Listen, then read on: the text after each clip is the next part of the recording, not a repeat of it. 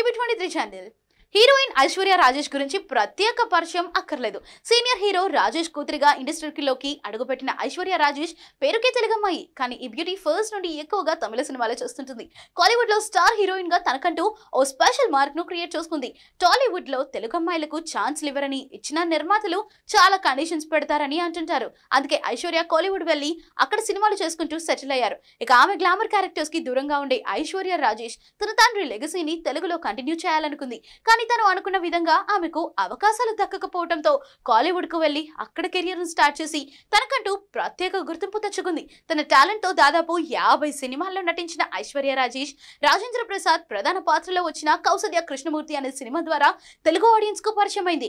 తర్వాత విజయ్ దేవరకొండతో కలిసి world famous lovers సినిమాలో యాక్ట్ చేశారు. ఆ తర్వాత టక్ జగదీష్ లో నానికి మరదలిగా కూడా నటించింది. సాయిధరం తేజ్ రిపబ్లిక్ సినిమాలో కూడా మెరిసిన ఐశ్వర్య రాజేష్ కు ఆ సినిమాలేవి సాలిడ్ సక్సెస్ ను ఇవ్వకపోగా ఎవరికి గుర్తు కూడా లేవు. ఆమె తెలుగులో చేసిన సినిమాలన్నీ బాక్స్ ఆఫీస్ వద్ద పోల్తానే కొట్టాయి.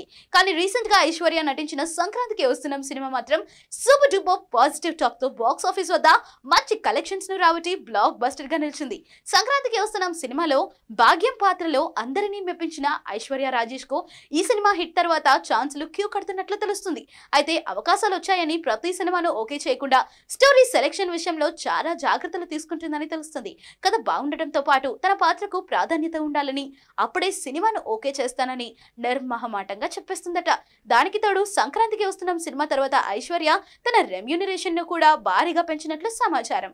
ఇంతకుముందు సినిమాకు ₹1 కోటి తీసుకునే ఐశ్వర్య రాజేష్ ఈ సినిమా తర్వాత ₹3 కోట్ల నుంచి ₹4 కోట్ల వరకు డిమాండ్ చేస్తున్నట్లు తెలుస్తుంది. ఏది ఏమైనా సంక్రాంతికి వస్తున్న మూవీలో భాగ్యం క్యారెక్టర్ ఐశ్వర్య రాజేష్ చేసిన పర్ఫార్మెన్స్ పీక్స్ లో నిలిచింది. ఈ సినిమా ఆమె సినీ కెరీర్ లో కూడా ఓ టర్నింగ్ పాయింట్ అని చెప్పాలి. ఇక ఇటువంటి మరెన్నో అప్డేట్స్ కోసం ఫాలో ఏబీ23 ఛానల్.